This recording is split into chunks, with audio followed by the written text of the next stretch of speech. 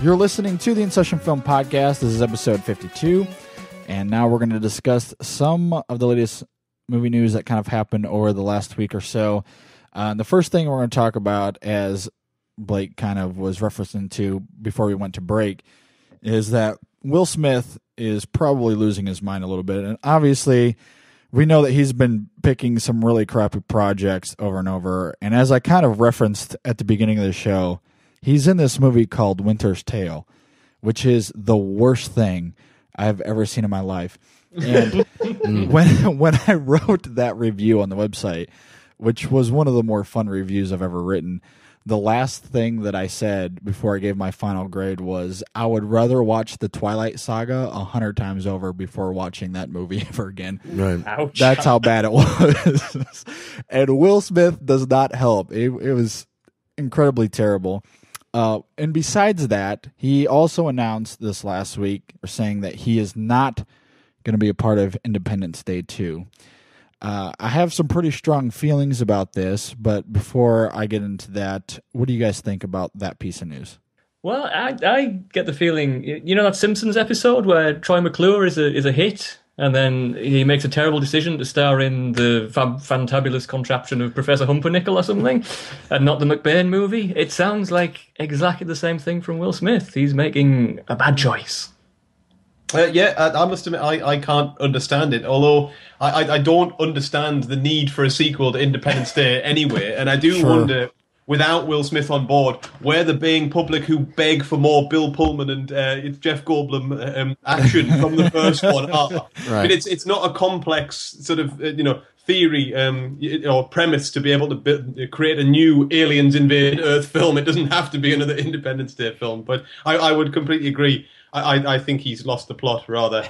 And he presumably tried to back finance for Wild Wild West 2 or something, I don't know. Oh, wow. Well, yeah, I don't get it. I mean, I understand that if you've got certain, franchise-type things out there you don't want to keep going forever with and be typecast and things like that, you're going to do Men in Black 3, but you won't do Independence Day 2. Yeah. A film that people, they're like, oh, hey, they're making Men in Black 3. It's like, oh, great. Hey, but someone making Independence Day 2. Yes, I would watch that. I said first, when this first was announced, I think I tweeted that, Will Smith is not coming back for Independence Day 2, and neither am I.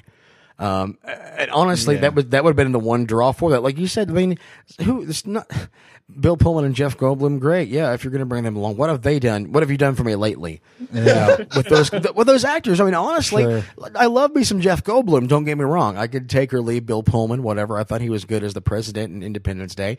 But again, keep drawing back to what's the real need for another Independence Day movie if it's not just a cash grab based on using the title of the movie again out there, especially now that Will Smith's no longer involved. The title of a movie that's almost 20 years old. Yeah, it really is. Sure. I think, let's do a different holiday, movie instead. We've already, I saw how Labor Day was pretty terrible, so we've already had that one. Yeah. So for me in this, and I do think the main argument for the movie itself comes back to what you guys were saying in the necessity for it. I mean, I don't know if it's 100% necessary either. But if they're going to do it, and when I relate it back to Will Smith, which is kind of the main question that I was kind of throwing out there, and I look at what Will Smith has done lately, everything that he's just kind of putting his hand to has just been nothing but garbage. And, and it's just been awful. And I can't even begin to describe how awful he is in Winter's Tale. It's just bad. And obviously, I'm sure you guys have seen After Earth, with last year's movie, which was just atrocious on all levels. That was also directed by M. Night Shyamalan, which had a lot to do with that too. Yeah, but that didn't help. Yeah, that didn't help at all. But if he's going to keep picking bad projects and he's not making great decisions, I don't understand why you don't go back to something that made you the star that you are. And even if it's not 100% necessary, and I don't disagree with that argument, but at least go back and do something that we know that you are good at. Even though, sure, you're 20 years older and some of these other actors involved are not quite as high profile now as they used to be, but go back to something that worked for you the first time and a director that also worked for you in that as well. So while I know Roland Emmerich's not, on his high horse right now either, I'd still like to see those those people come back and collab and try to do something and capture the magic of the first film. And maybe it still wouldn't turn out great. It might not, but I would 100 times more prefer to see Will Smith go back to doing something like that than this terrible nonsense he's been giving us lately.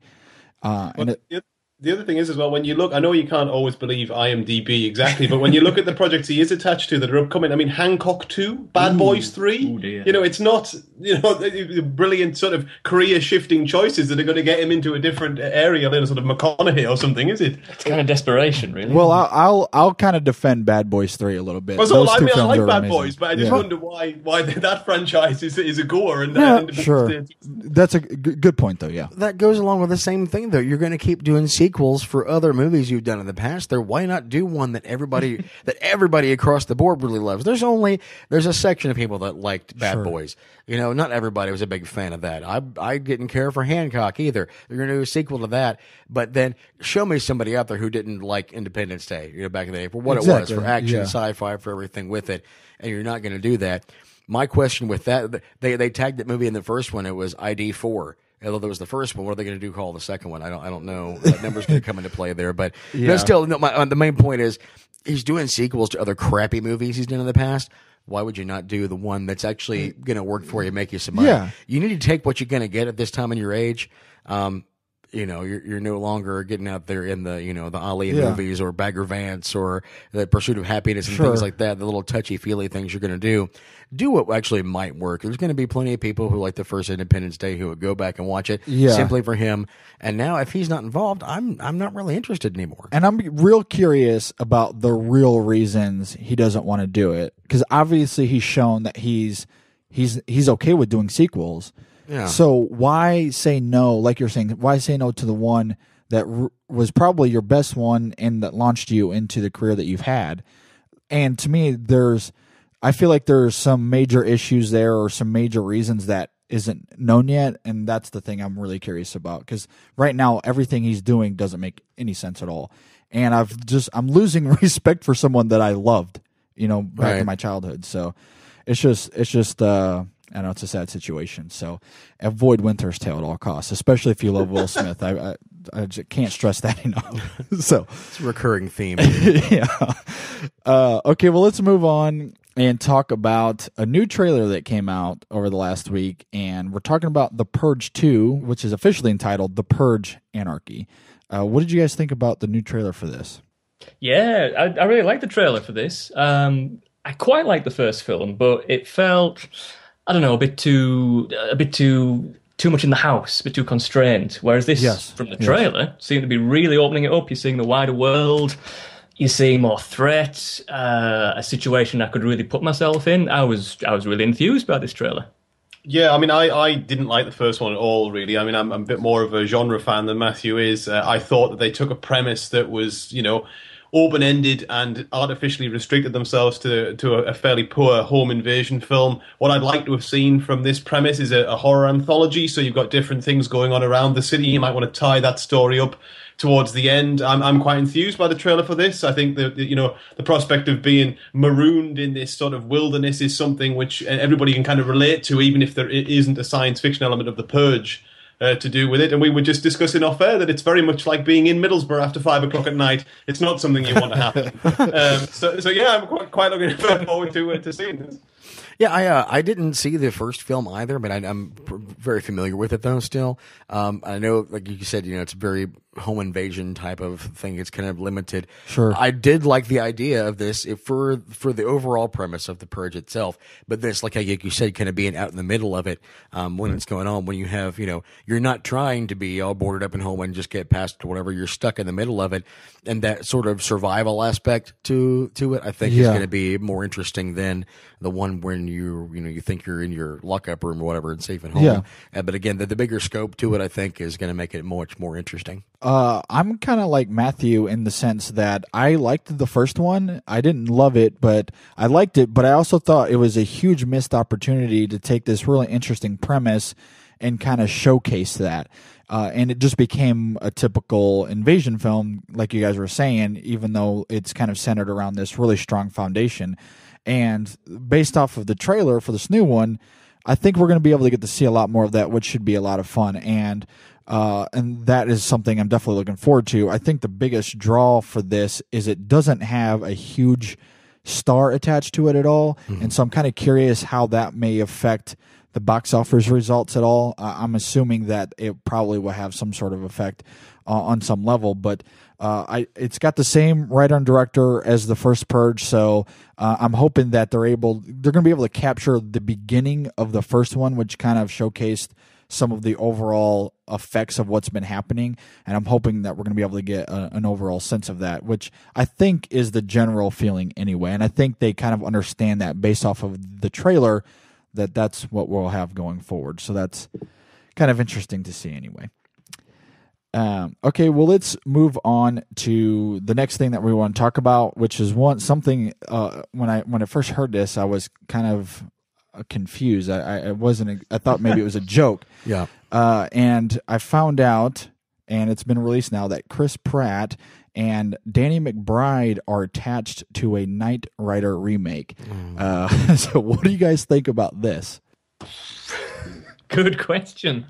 Who's playing Hasselhoff? That's what I'd be intrigued to know. Chris Pratt is playing Hasselhoff. Yeah. And Danny McBride is playing the voice of the car, Kit. Yeah. So I'm honestly, sure. we're taking. I don't remember the actor's name here who played him first. He was, he was Mr. Feeney on Boy Meets World. That's the most thing I remember him from. Yeah. But anyway, he was a great classical actor. His voice, anyway, an intelligent voice, and you're going to have Danny McBride do that now. Yeah, it's going to be a joke. I get the fact that it's like like a Trans Am and it should be some hillbilly. It makes sense in a way, but. I'm sorry, I didn't mean to cut you guys off. The question was posed, and I can't answer the question without trashing it. I'm sorry. When I saw it too, I thought it was a joke. This cannot be real. Maybe it is a joke. Who knows? Oh God. I like the idea of Knight Rider was one of my favorite programs as a kid on TV, and I like the idea of it being dragged out again and given a workover. I suppose I'll be as open-minded as I can be about it. I thought the TV series that was made a few years ago was horrendous. I didn't like it at all. But I must admit, it's been at the back of my mind for a number of years as something I would like to see brought to the big screen. I mean, I remember quite vividly the plot of the original pilot, which was effectively Michael Knight gets killed, gets rebuilt, is sent out to solve crimes, ends up solving his own murder, which sounds eerily familiar in the context of what we've been talking about earlier on. And I don't see why that can't be brought to the big screen quite effectively. As for this particular piece of casting, I'm a bit bemused, but I'll be as open-minded as I can be. Yep.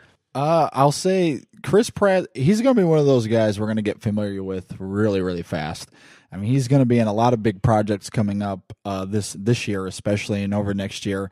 I'm not 100% convinced. I do like Chris Pratt, and he may be the right cast for that, but I'm not sure about Danny McBride, and I'm not sure about the dynamics between the two of them. That to me is what's interesting, and I'm someone that I can't take anything that Danny McBride does seriously, and maybe that's a good thing given the stuff that he's used to and what he likes to do. I think it's just going to depend on the tone and the direction and kind of their goals for this movie, but my general overall thoughts on this when I first heard it was, I think this is a prank. Right. When I saw this, I was honestly, wait, what?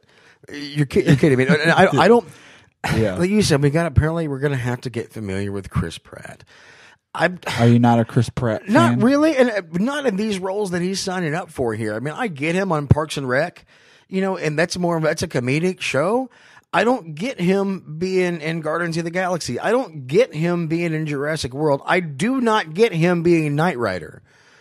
I don't. Yeah. I just don't. I mean, specifically, more so in this project here with Danny McBride, there is no way.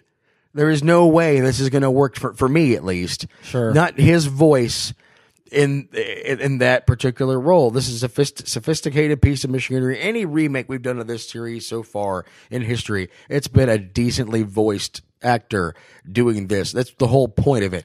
And it's not Danny McBride. When Danny McBride's in Eastbound and Down, or when Danny McBride is in This Is the End, or when Danny McBride is in any of those roles, sure, I love him. He's hilarious and those kind of things. This does not work for me at all. Do we know what type of car it is this time? I don't know anything about that. I don't know, but I mean, it's So that's really, really important. Yeah, sure. You're right. Yeah. The whole thing. Well, part of the problem I had with the TV series was, I mean, I like Shelby Mustangs, which is what it was, I seem to remember, as a car, but surely it has to be the Trans Am. That's not Kit. Right. Thank you. Yeah. I agree with that. I think it depends on who gets to choose, because if they bring in Michael Bay to choose, it's going to be a Camaro or the a Corvette. The newest Lamborghini. It'll be something GM. He's got a contract with General Motors. I'll go to bat for Chris Pratt, though. I do like him, and even in these more dramatic movies, I think it really depends on how they write the character. But when I look at even his smaller roles in like the movie Her or in Delivery Man last year, if he's able to bring a dramatic presence, but he's also able to kind of bring his own comedic personality into those roles, which we got in those movies, I think he'll be fine. And I loved him in the Lego movie because it was a lot of the same things going on there. So, and I'm assuming, given what I know about Guardians of the Galaxy, that it's definitely going to fit that mold as well, and probably Jurassic World. So I like him. I feel like people are casting him big time in these big projects for a reason. I just feel like he's able to encompass what they're trying to do with those, and so I like him. I mean, I think he can pull those off very well, and I think given this specific remake, my guess is it'll sort of have that tone, and I think that's kind of why they're going with him. My biggest question is the McBride piece of this. I think the only reason why this could be happening, and it kind of bothers me in a way, because let's go back. You take an old 80s TV series that was serious and dramatic and turn it into a comedy now. Yeah. That's what we did with 21 Jump Street. Yeah. We put, Channing Tatum and Jonah Hill and turned it into a comedy when it was a serious, show back then. And so now let's do Chris Pratt and Danny McBride. It worked for them. Yeah. I don't know. I don't get that's probably the same. I don't get the concept of that. I hope that we're going to get, a Law and Order SVU here in the future with starring Aziz Ansari and Jim Carrey. Or something stupid like that. I mean, this is the pace we're going for. You can't change dramatic things, tones that much. I don't think that seems to be. That was my first thought of what they were trying to do because of 21 Jump Street. I just don't think it's going to work for. Well, I like 21 Jump Street, so if that's what I'm they not go saying for, I didn't. I just I don't like the concept. Sure, no, I don't necessarily blame you for that either. For the entire version of our podcast, be sure to subscribe to us on iTunes or on Stitcher, or check us out online at InSessionFilm.com.